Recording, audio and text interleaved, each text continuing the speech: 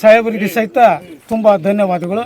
ನನ್ನ ಅನಿಸಿಕೆ ಏನಪ್ಪ ಅಂದ್ರೆ ಕ್ಯಾಬೇಜ ಬೆಳೆಯಕತ್ತೆ ನಾವು ಒಂದು 10 ವರ್ಷ ಆತ್ರಿ. ಓಕೆ 10 ಎಕರೆ ಒಳಗಂತೂ ಕ್ಯಾಬೇಜ್ ಹಚ್ಚಲ್ರಿ ನಾವು.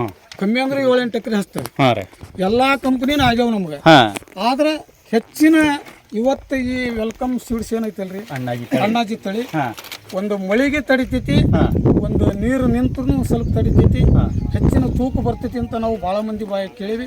ನಾವು ಕನಿಷ್ಠ ಒಂದು 6-7 ಎಕರೆ ಈಗ ಐತ್ರಿ ಸದ್ಯ ನಮ್ಗೆ ಈ ಕ್ಯಾಬೇಜ್. ಆದ್ರೆ ಗಟ್ಟಿಮುಟ್ಟ ತಳಿ ಮತ್ತೆ ನೀರಿಗೂ ಕಟಾವು ಒಂದೇ ಕಟಾವಿಗೆ ಕಟಾವ್ ಆಗೋ ಚಾನ್ಸ್ ಐತ್ರಿ.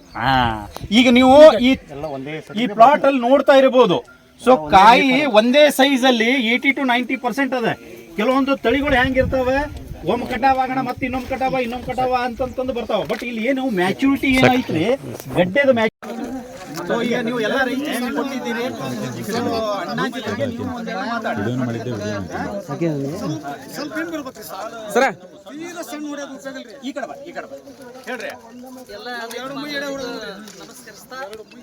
Welcome six company Annaji cabbage ಇದು ನಾನು ಹೆಚ್ಚು ಕಮ್ಮಿ ಒಂದು 50 kg ಮಾರಿದ್ದೀನಿ.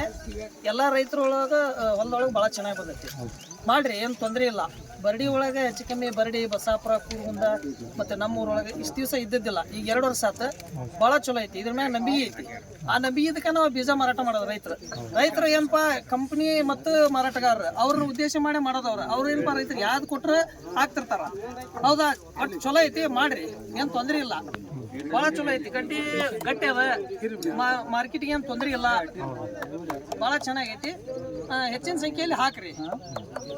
ಸೊ ಈಗ ಒಂದು ಕಾಯಿಯನ್ನ ಕಟ್ ಮಾಡಿ ತೋರಿಸುವ ಒಂದು ಪ್ರೋಗ್ರಾಮ್ ಮಾಡೋಣ ಸರ್. ಅದು ಕಟ್ ಮಾಡಿದೈತಲ್ಲ, ಇಲ್ಲಿ ಬನ್ನಿ.